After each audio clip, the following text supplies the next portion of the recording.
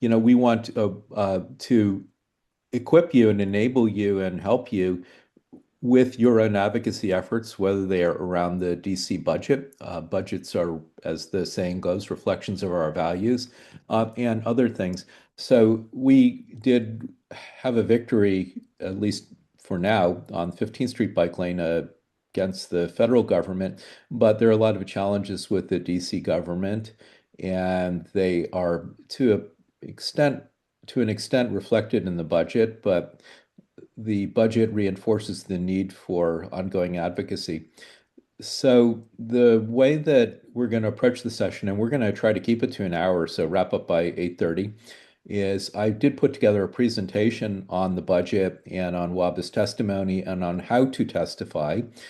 We would really like to encourage and again help any individual in the community testify yourselves, whether it's at the hearing, which can be done remotely or in person or in written form. And we're going to focus today on the District Department of Transportation, but also mention the Department of Public Works which has a safety role, and the Office of Unified Communications. And of course, there are other departments such as the Metropolitan Police Department.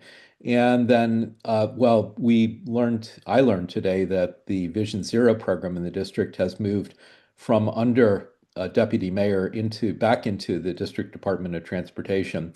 But so there are a lot of concerns. We have to focus, can't cover everything. So we'll try to cover really some key points now. And we do want to make this a very interactive session. So if individuals, Christy, Laurent, anyone else, John, want to weigh in with your own budget insights and the things that you think that WABA should be asking for and that community members should be asking for, we'd really welcome you're doing that. Sound good? So I'm going to start with a presentation. This is going to take, I'll try not to stretch it out too long, probably 10 or 15 minutes to go over things. Please do feel free to use the raise hand feature to interrupt if you have questions, and you can use chat, of course, as well. We are recording the session so that we can share it later. So I'm going to go back to sharing, if I can find how to do that. Where is the share control?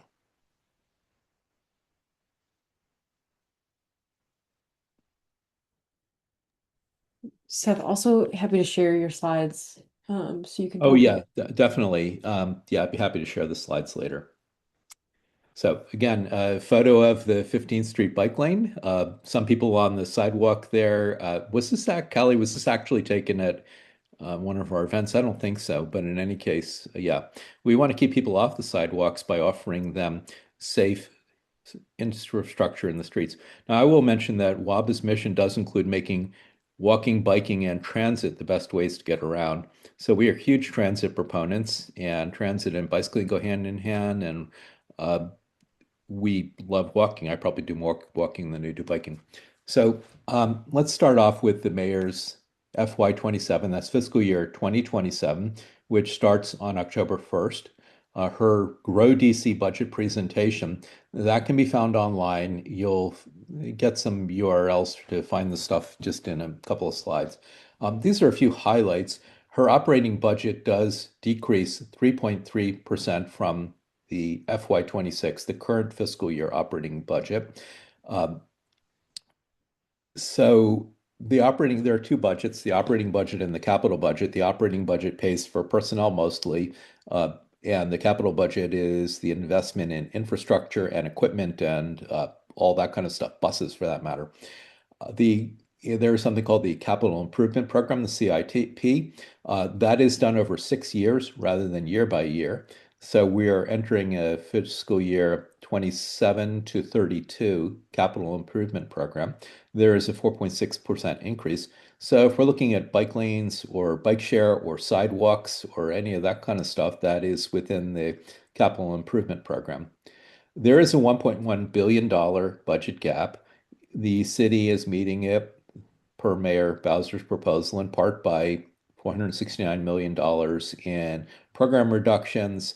But there are certain things we are very concerned about. For instance, a $7.5 million reduction via liability cap if district personnel are involved in an incident that causes liability. So that is, let's call it a political thing that we are very concerned about. There are a number of key economic resilience and inclusive investment points in the mayor's budget presentation. One of them is $320 million for transportation improvements around RFK campus.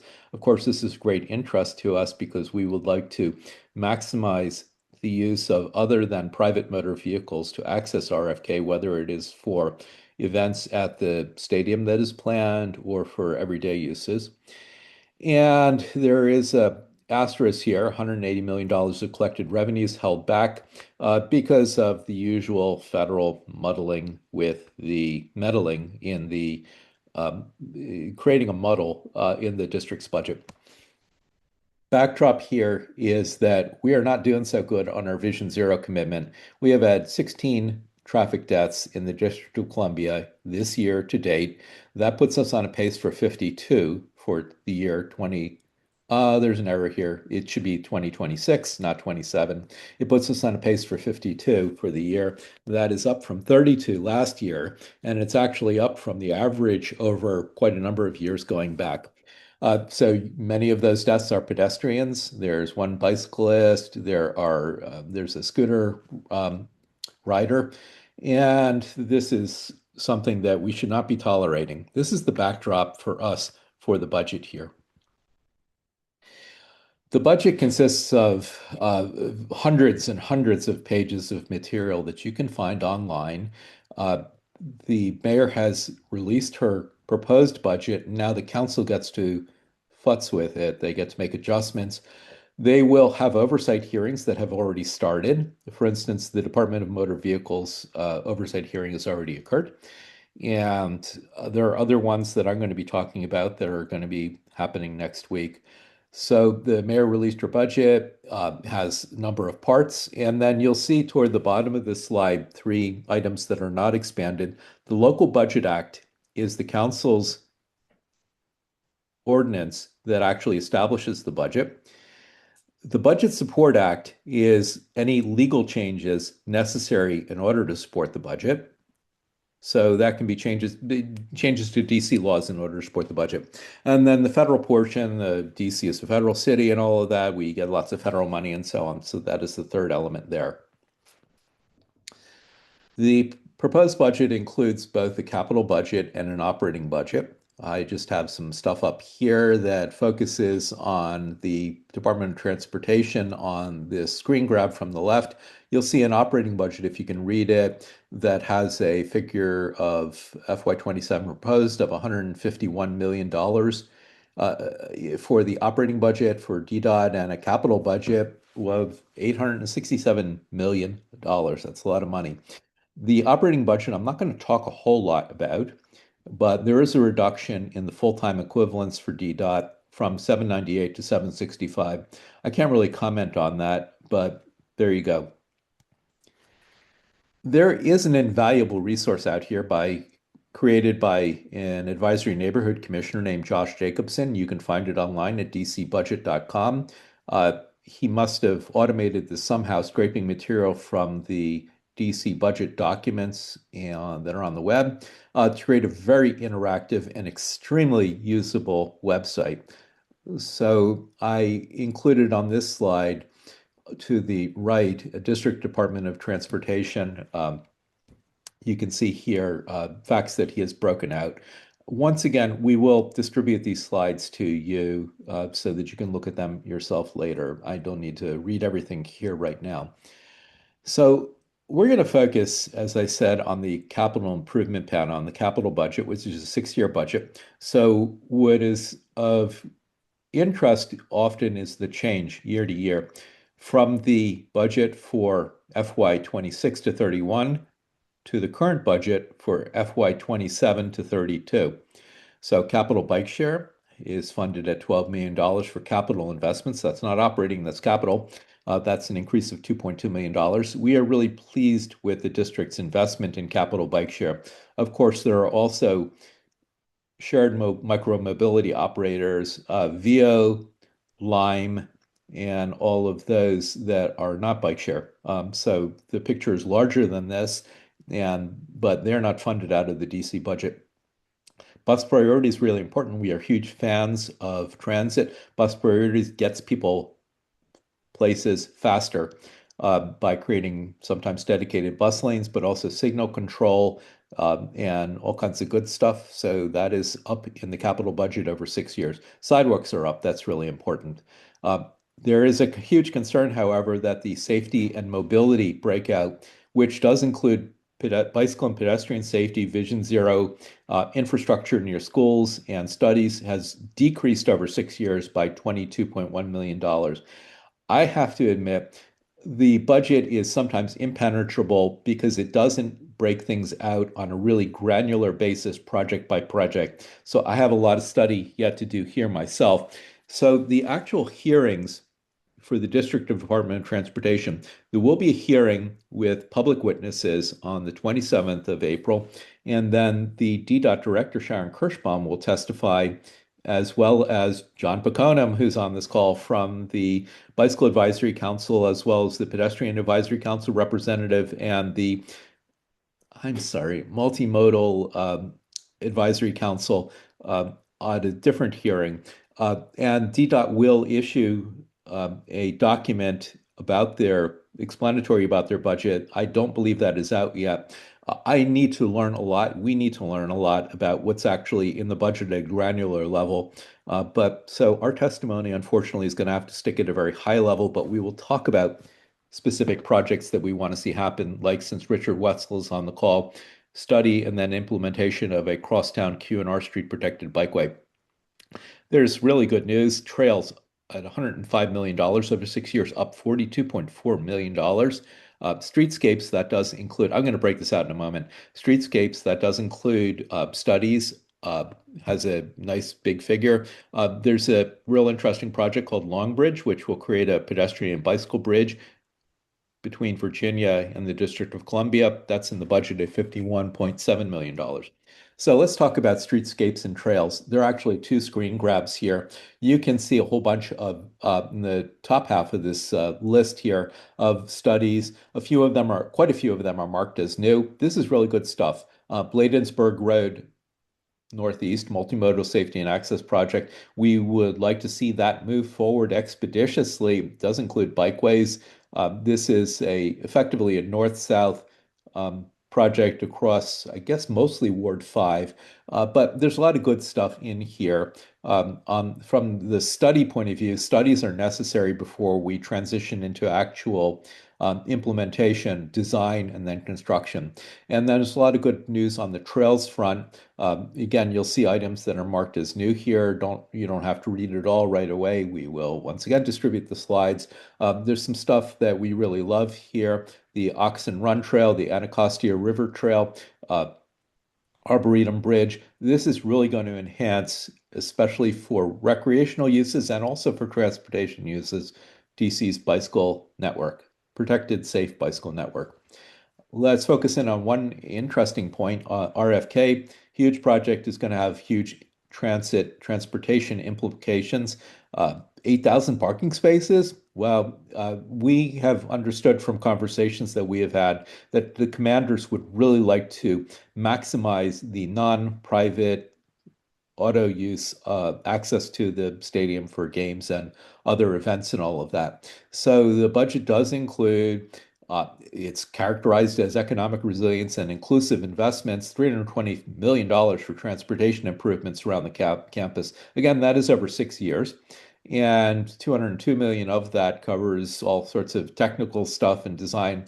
But we want to ensure that bicycling, walking, and transit are going to be the best ways to get to that campus. That does include, I don't have a further breakout on this, that does include bus rapid transit, for instance. This came up in a meeting that some of us participated in earlier today, that would replace, and sort of replace the H Street um, trolley, not trolley, Street. the H Street streetcar line, but in any case, connect Union Station to the RFK campus. Bus rapid transit is real good. Some of us would like to see an additional metro station north on Oklahoma Avenue, north of the RFK site. Now, it's really questionable whether that'll happen. We would like to see enhancements to the Stadium Armory Station to add capacity. There's a lot of stuff going on here, including bicycling stuff that I'm not going to get into detail. I'd love to talk to you about it at another time. So, WABA's testimony, I've given URLs here for our draft testimony. I have not finalized it yet. Got to do that by the beginning of next week because it's due. I'd rather get it in. It's good to get testimony in written form in before the hearings. Personally, I'm going to testify at the DDOT hearing, but not at these others. I think it's enough for us to get in written testimony for these other hearings. There are other agencies that we're not going to testify on. For instance, the Metropolitan Police Department obviously has a role in enforcement, and we have concerns about that. There are huge concerns this year that a lot of people in the advocacy community are focusing on regarding Metropolitan Police Department cooperation with immigration authorities. I think this is not the year for us to focus on our concerns. We can do that better in our testimony to other agencies. So we'd be happy for you to draw on our testimony. You can go to these URLs and download it in order to create your own testimony, whether it is written or presented at the hearings. I'm going to go over for those three agencies key budget points that we are looking at. It is a really high level here. So for the Department of Transportation, the public witness hearing is the 27th of April. That is Monday. We observe that DDOT has underperformed in fiscal year 25. That is long past now, a year and a half past. They built just 3.4 miles of protected bike lanes. Their target is 10 miles a year. They underperformed. They're on a pace to underperform in FY26, the current fiscal year, given that they have paused projects. That includes Western Avenue, Jennifer Street, 44th Street in Ward 3. That includes East Street, Northwest, downtown. That includes 23rd Street, Northwest, and the south of DuPont Circle. And they just paused these projects, and we believe that is for political reasons, just as they removed several blocks of protected bike lanes on Arizona Avenue Northwest last year for political reasons. Those are steps in the wrong direction. So while we are fighting the federal government on 15th Street, we have to look at our own government. That is going to be a key point in the WABA testimony that DDOT is under-delivered, and they're a public agency. We need to hold them accountable.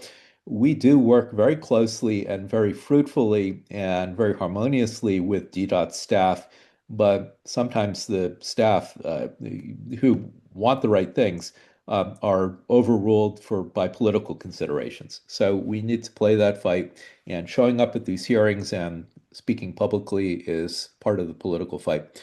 Uh, the mayor, after years of stalling and despite a council resolution a few years ago, finally released a decongestion pricing study. That is what they call it, decongestion rather than congestion. Other people call it a road pricing study.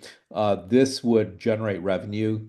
If the district implemented congestion pricing or road pricing, that would reduce congestion downtown. It would speed motor vehicle surface traffic, including transit on the surface, and it would raise revenue.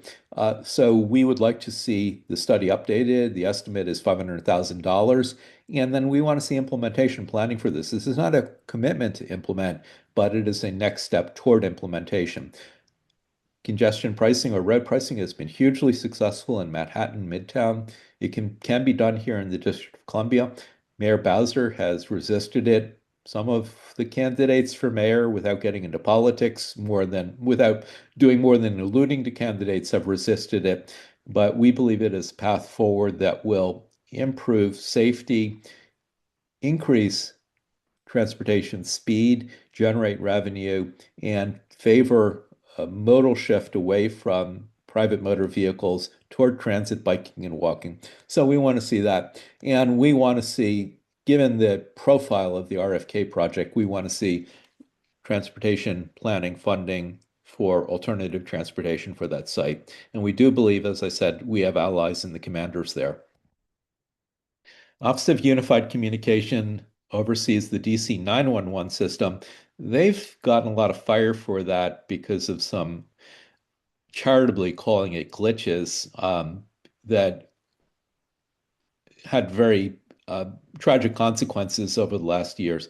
But they also run the DC 311 system for basic service requests to DC government. That does include bikeway and sidewalk and road safety requests, something called transportation safety inputs.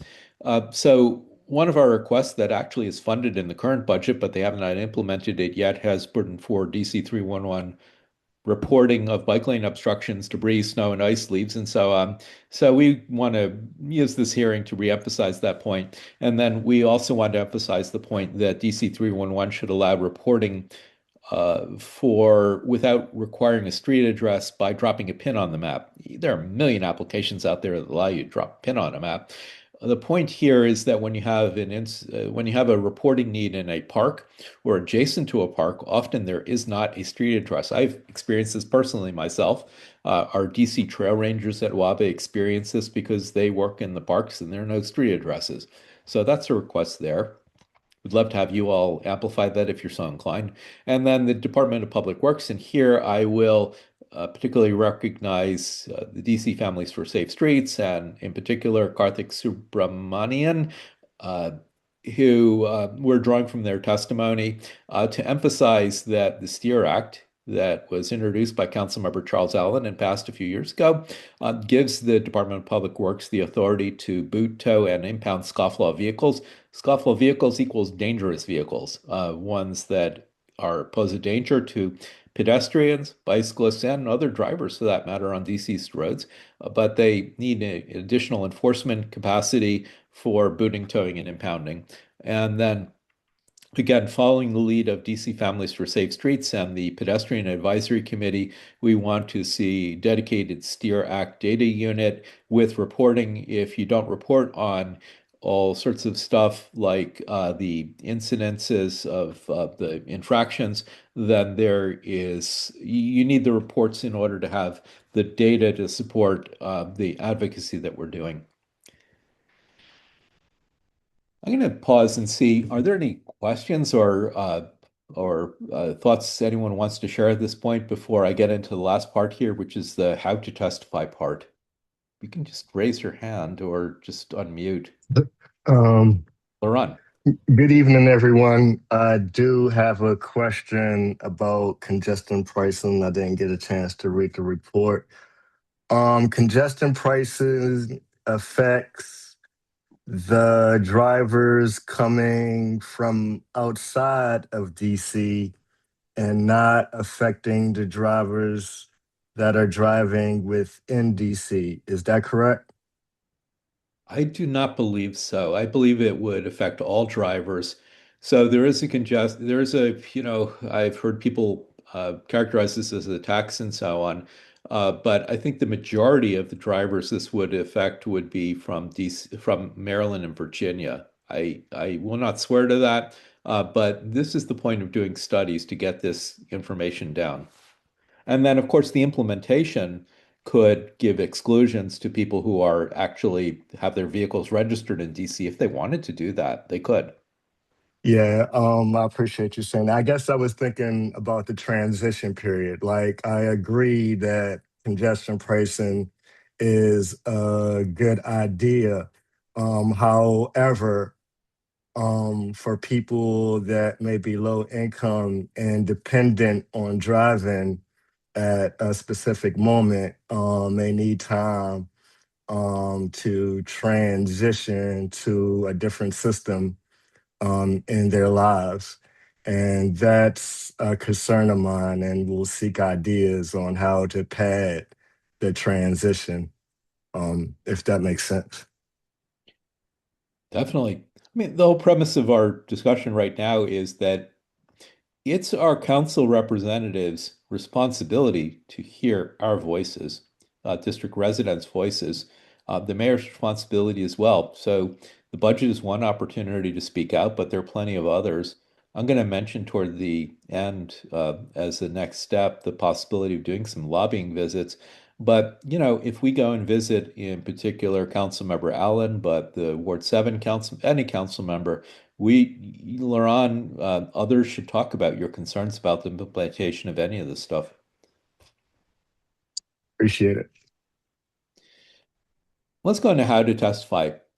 So I give you a few places you can visit here. The first place is the budget oversight page, which does include a schedule of the hearings.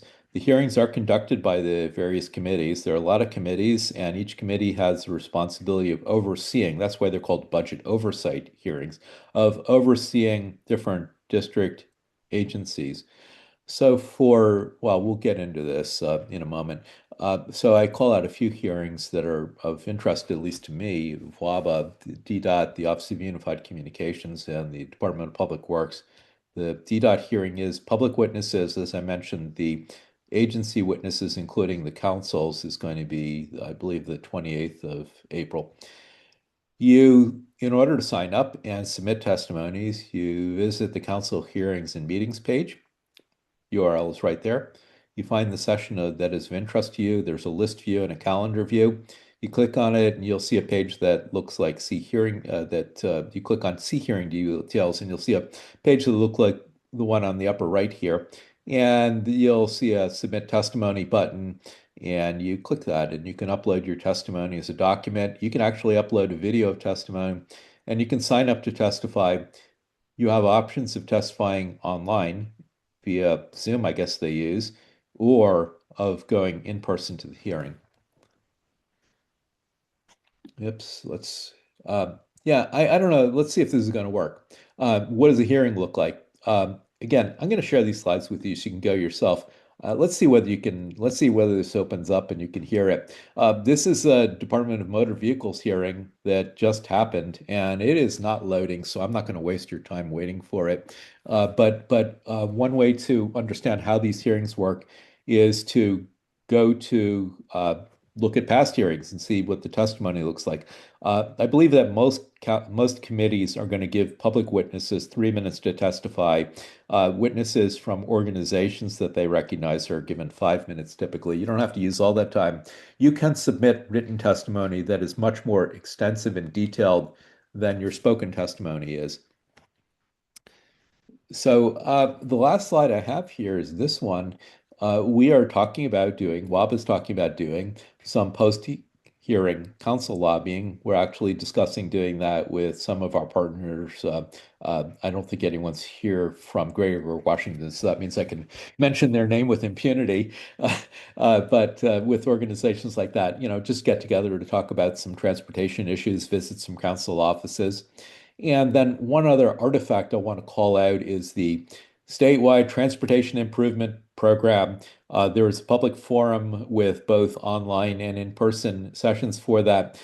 For items that are going to be funded with federal money, those items have to be in the statewide transportation improvement program. So DC is considered a state for this purpose. Each state has a transportation improvement program. Again, for federal funding purposes, well, putting aside the federal attacks on so-called woke transportation, the items need to be in the transportation improvement program. So that's something to call out. So I'm going to stop my share here, and I would love to hear your thoughts, your reactions to what I've said, things that you think WAPA should be mentioning in our testimony that I have not brought up, noting that I was keeping this at a fairly high level, things that you would, ways we could support you in your testimony efforts. I will mention, if you do go to WABA's written testimony, we do call out specific projects that we believe the council should fund. The District Department of Transportation is in the process of creating a strategic bikeways plan, and they give as the excuse for halting projects that had been underway that they want to incorporate those in unified planning in the strategic bikeways plan context. We disagree with that, and we want them to do certain projects regardless whether they are included in the strategic bikeways plan, and we will push to do that. And often we will find council allies who will help us push to do that. I will call out one: Zachary Parker, Ward 5 council member, has been he has initiated using the budget process in order to advance projects in his ward, of course, and this can be done in other wards.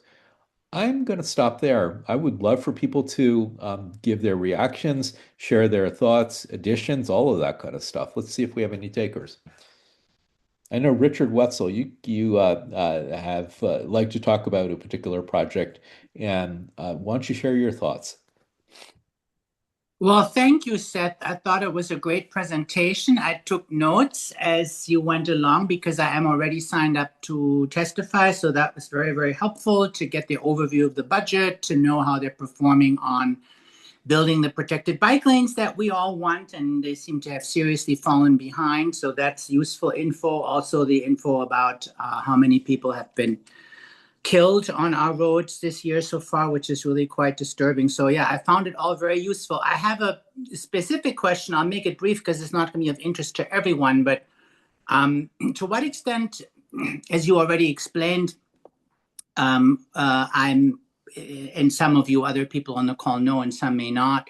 So I'm part of a group that's pushing for a protected bike lane on Q and R Street, which is an important east-west connection, one of the oldest bike lanes in DC, but it's not protected. Does it make sense at the budget hearing to ask the council to put money specifically for protected bike lanes in Q and R in the budget, or does that not make sense?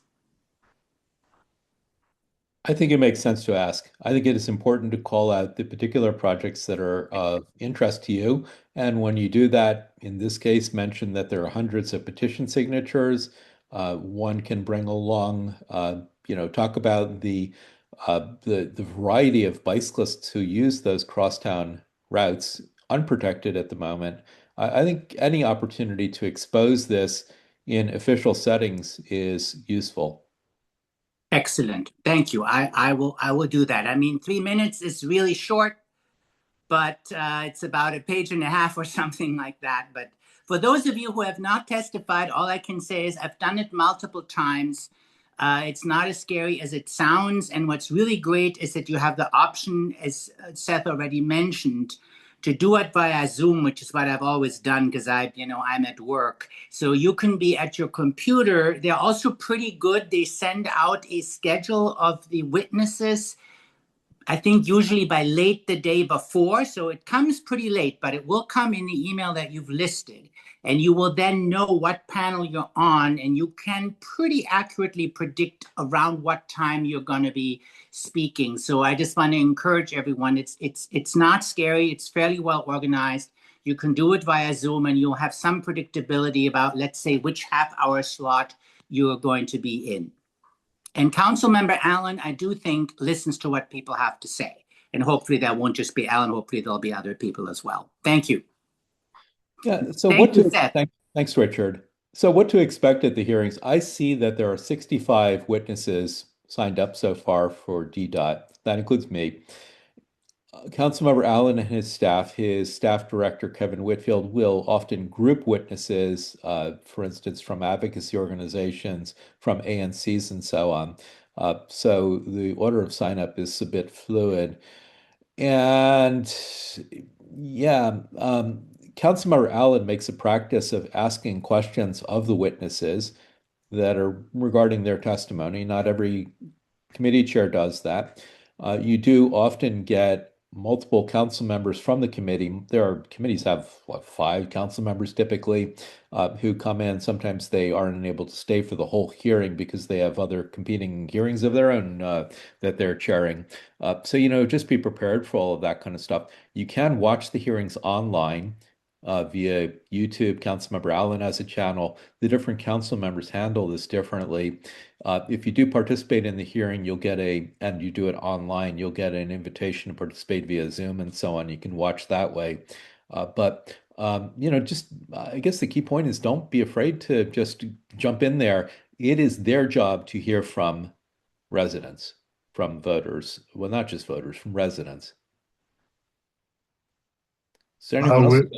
While we're talking about testifying, I'd like to mention that stories are important, whether it's your personal story or a story from one of your community members or or neighbors. You know, they all of us represent DC as a group of people. DC is not a piece of land; it is a group of people. So I would encourage, you know, to think of your neighbors when you testify.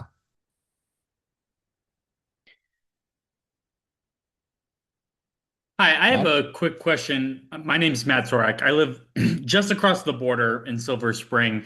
I've done some work in Montgomery County stuff, but I'm curious if there are particular projects in the budget that are particularly relevant to cross-border mobility, and if testimony from somebody from outside DC on any of those projects is helpful.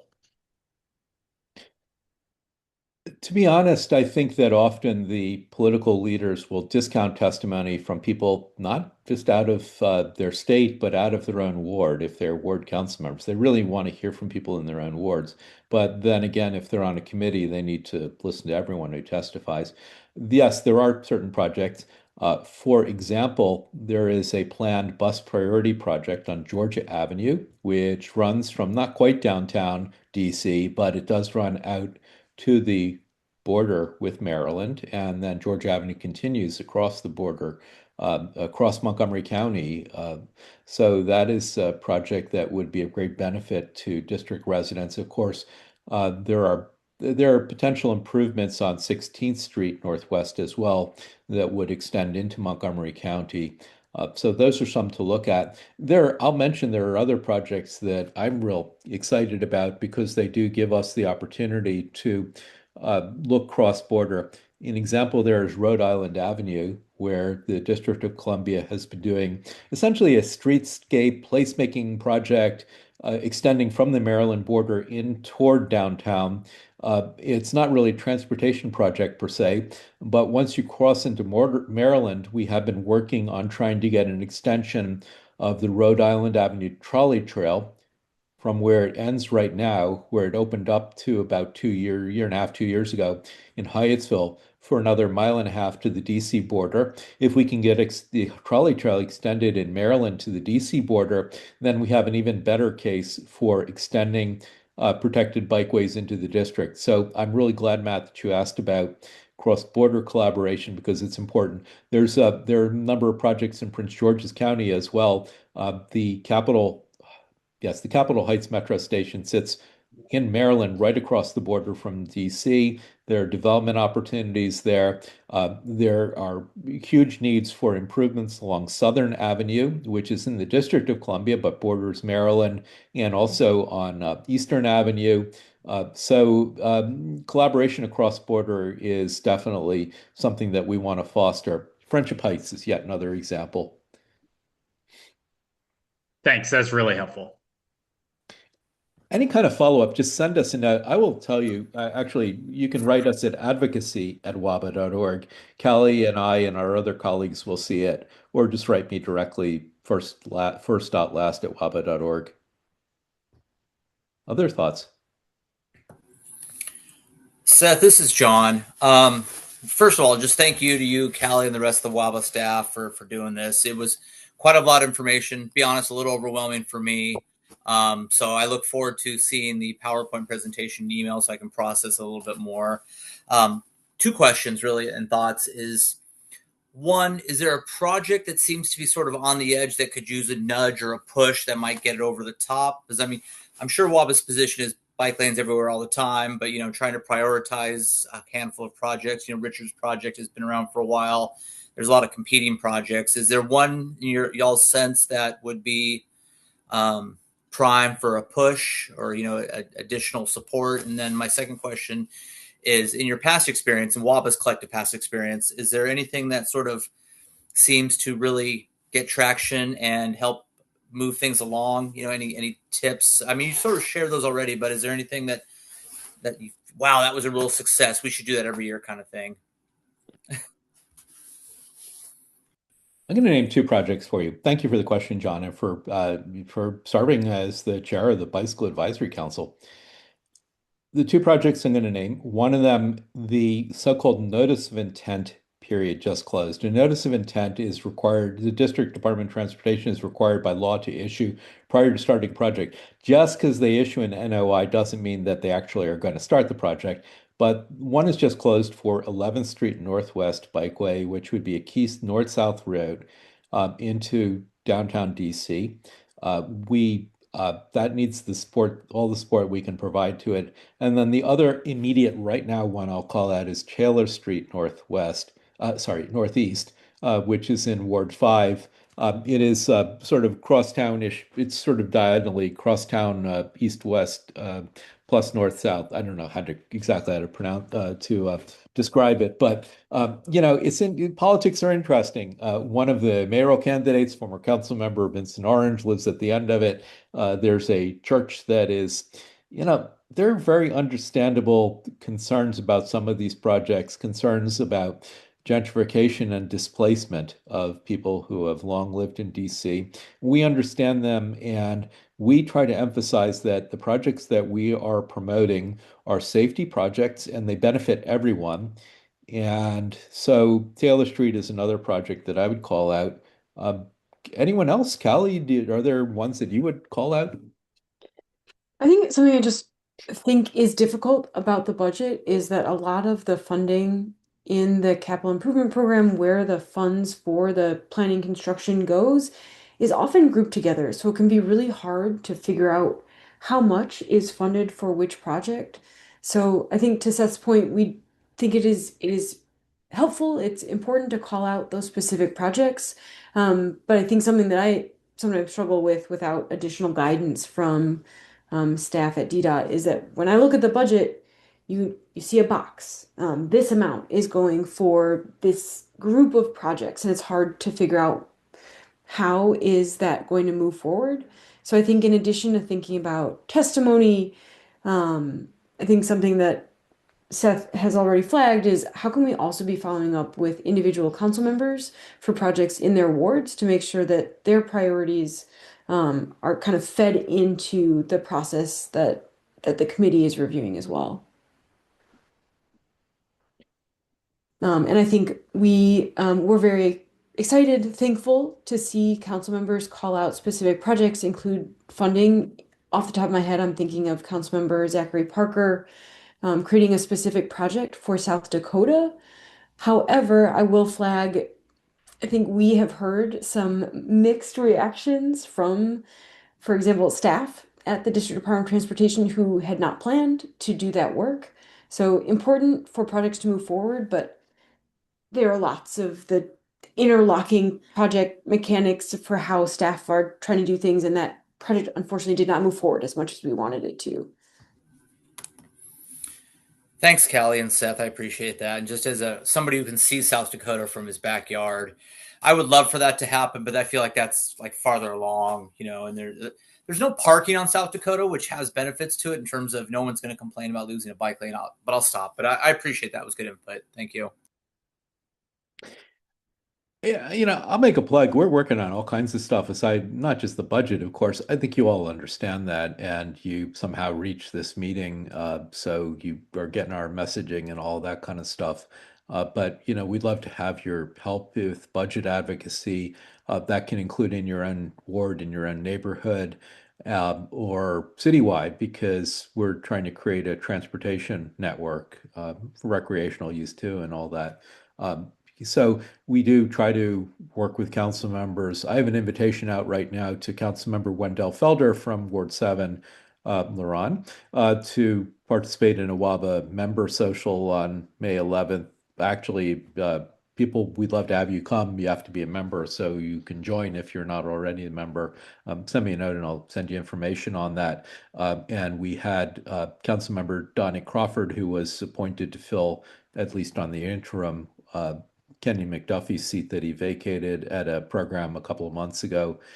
So we don't, of course, limit our interactions with the council members or with staff for that matter to these hearings and all that kind of stuff. And we love to have supporters, residents along with us, and allies, including Families for Safe Streets.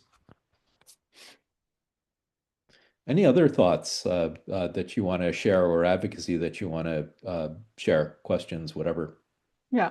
I'll just highlight the other Families for Safe Streets testimony that we're doing. I will admit I got a little bit frustrated about figuring out which agency goes when and then separating the parts. So I just wrote one and we're going to submit it multiple copies, which is maybe not a great strategy, but it saves at least my time. But we will be testifying to make sure there's not a continued budget delay in the implementation of something called intelligent speed assistance, which is like anti-speeding technology for reckless drivers. That was part of the STEER Act. It's been funded, but then like I think there's a current delay. But anyway, we're just saying we worked so hard on this. Please don't delay it further. We're extending that and also saying this is such a great technology. Can you please put this on the district-owned government fleet? Because it's actually a risk management issue and also will prevent liabilities from them.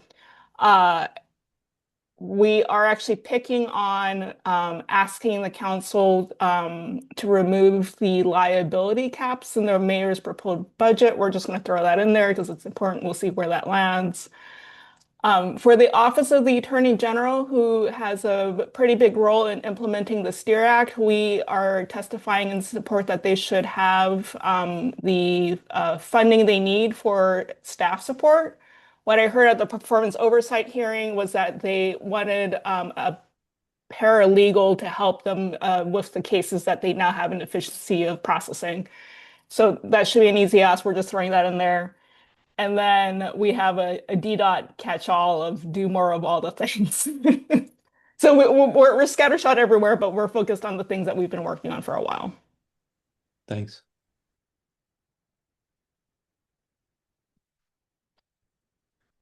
Well, any other thoughts, questions, whatever? Otherwise, we'll wrap up for the evening.